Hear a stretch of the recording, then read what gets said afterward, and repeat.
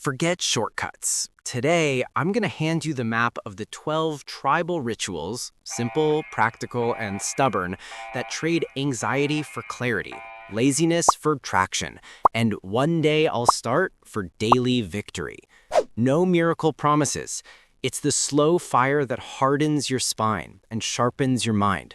If you want to feel the day one before the first coffee and stop negotiating with excuses, stay with me, because the shift begins with one ridiculously simple gesture that triggers everything else. It starts like this. Before the world grabs you by the collar, you set the tent in order. Sheets stretched, pillow in place. The first victory of the day delivered in less than 5 minutes. Small? Yes, but it's the password.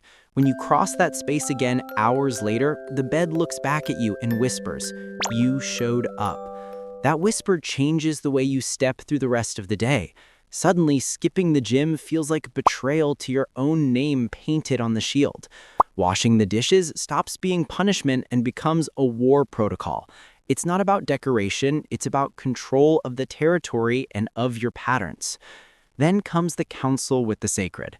Before opening any feed, you open the scriptures.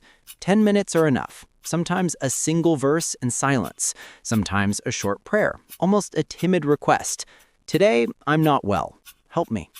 It doesn't shield you from impact, but it anchors you before the blow. When life strikes with the club, you discover you're not adrift in the river. You've got rope. You've got a rock. You've got direction. And those with direction don't negotiate for distraction. You wake before the noise. It's not the 5 a.m. club, it's the silence club. Half an hour of advantage when the air is still clean and time feels elastic. It's like finding a blank page while the rest of the world still dreams. And on that page, you write what matters, instead of spending the day putting out fires that weren't even yours. Then you go for a walk. No phone, no music. Just you, the wind, and maybe a dog that decides you're the new pack leader. At first, the brain goes into withdrawal. The hand searches the pocket. The mind begs for stimulus. Hold steady. 15 minutes later, ideas start to line up like hunters in formation. Decisions gain shape. Problems shrink. And you return with the sensation that someone opened a window inside you. Deep work. 1 hour. That's it. Door closed, notifications exiled, packed, sealed. 60 minutes as if your soul had a deadline. You don't stack effort, you concentrate. And what used to take a whole distracted afternoon suddenly fits into this solid block that changes your identity. Not just what you do, but who you become while doing it. Water, not laughter, water. 600 milliliters upon waking. Bottle nearby. Disciplined sips throughout the day. The brain is an electric sponge. Without water, it hisses, jams, sabotages. Hydration becomes a pact with clarity. Mood, focus, skin, recovery, everything improves with a simplicity that makes you mad you didn't start earlier. It feels like a software update running quietly in the background. Read 10 pages. Not a feed, a book. Seems little until you realize 10 a day makes 300 a month. A whole book. 12 a year. In 3 years, you carry an invisible diploma in not being mediocre.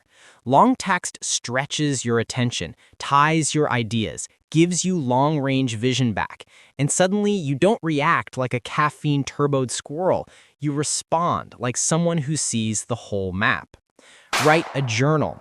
It doesn't need to be pretty, it needs to be honest. Pull the clutter out of your chest and dump it on paper until one sentence remains that's worth keeping. On bad days, it's cheap therapy. On good days, it's a record of victory. No algorithm, no spectators, just you, the pen, and an inner territory that starts to accept being cultivated. Eat real food. Not for aesthetics, but for energy. Living food on the plate, less factory in your mouth. The mind depends on what you give the body. Eating clean, your mood stabilizes, your sleep improves. The urge to negotiate with the fridge at midnight shrinks. Each meal becomes strategy, not reward. A point for the tribe that wants to last longer than one summer. Look around. Clean space, clean mind. A desk without old paper. A sink without forgotten dishes. A room with that ghost chair where clothes go to die seems trivial until you feel your head slowing down. It's like turning down background noise. When the environment levels up, the rest of life follows. Trade the executioner's voice for the coach's. Your lazy builds nothing. Criticism turns into a toxic soundtrack. Educate your self-talk. Be specific, firm, and fair with yourself. It's not self-deception, it's command. Words sustain posture. Posture sustains destiny. And the protagonist deserves a narrator who believes. Finally, the hero's oath. No one will save you. There is no secret mentor with the key, no mystical investor with a magic pass. There is you, the canoe, and the paddle. Radical responsibility. Every day. When this enters your bones, excuses lose their glamour.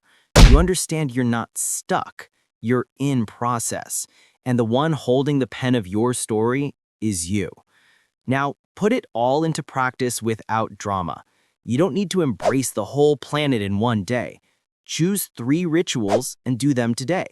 Tomorrow, repeat. Then, add one more.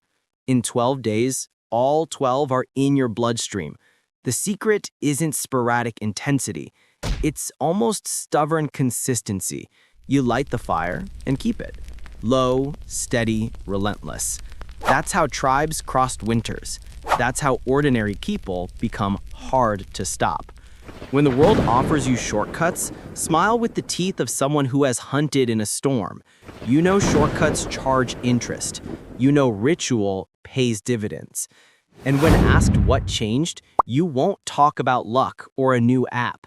You'll say you started by making your bed, honoring the sacred, conquering silence, walking without distraction, working as if your soul had a deadline, drinking water, reading pages, writing truths, eating clean, cleaning the territory, narrating with respect, and steering your own canoe.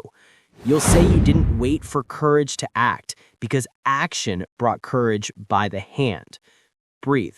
Look at your tent. The day is waiting. The fire already has embers. You know the way. Now go.